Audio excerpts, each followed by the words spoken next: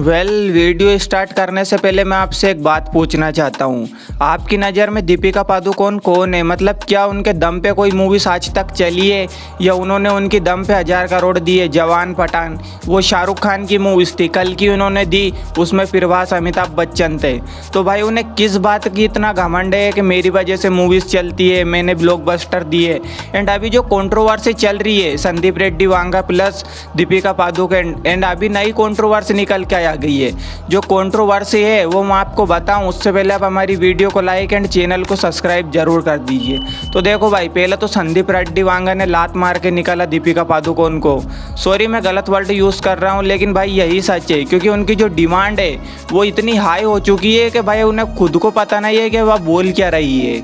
पहले संदीप रेड्डी वांगा ने उन्हें स्पिरिट मूवी से बाहर कर दिया क्योंकि उनकी बढ़ती हाई डिमांड की वजह से, तो वो उन्हें अफोर्ड नहीं कर पाए।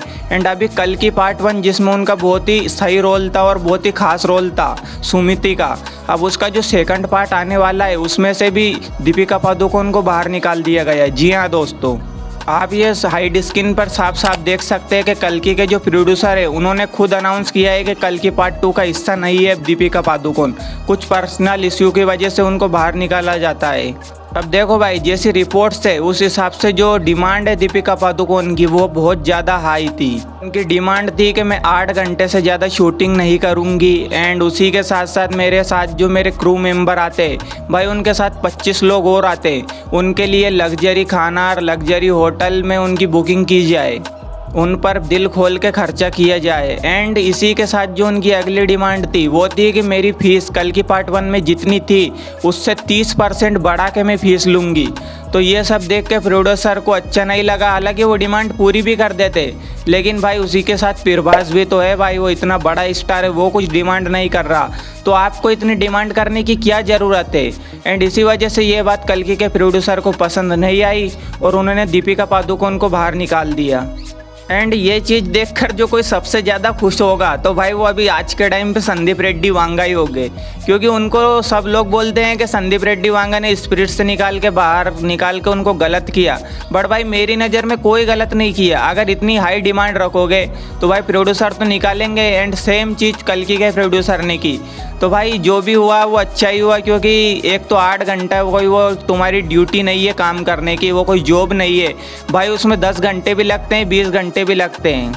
एंड जब दूसरे लोग कर रहे हैं काम, वो दे रहे हैं, टाइम दे रहे हैं, भाई तुम इतना टाइम नहीं दे सकते क्या? एंड पता नहीं दीपिका पादुकोण को कौन सी चूल है, उसको लगता है कि मैं बॉलीवुड की क्यों हूँ, मैं ये हूँ वो। भाई खुद के दम पे आज तक कोई मूवी चली है? हाँ, वो एक आपकी मूवी आई थी छपाक, कितनी बड़ी डिजास्टर रही थी, वो शायद भूल गई होंगी, इसीलिए आपको लगता है कि आपकी डिमांड सब पूरी करेंगे साउथ वाले। एंड भाई मुझे तो अब ये डर है, जो A21 मूवी आने वाली है अल्लू अर्जुन की, यानी कि एटली के साथ जो मूवी आने वाली है उसमें भी दीपिका है, एंड मैंने सुना है उसमें अब उनका साइड रोल है।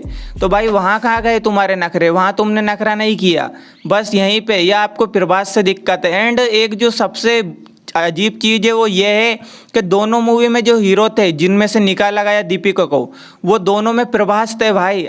तो देखो भाई, जो भी हो उससे कोई फ़र्क नहीं पड़ता दीपिका के जाने से, क्योंकि कल की पार्ट 1 में वो थी, कल की पार्ट 2 में नहीं है, उनकी जगह किसी और हीरोइन को लिया जाएगा। एंड जिसको भी लिया जाए भाई वो काम अच्छा ही करेगी आपसे तो। एंड रही बात स्पिरिट की, तो भाई उसकी हाइप तो इतनी है कि वो मूवी गर्दा उड़ा देगी। बाकी देखते जाओ एंड चैनल को सब्सक्राइब करो।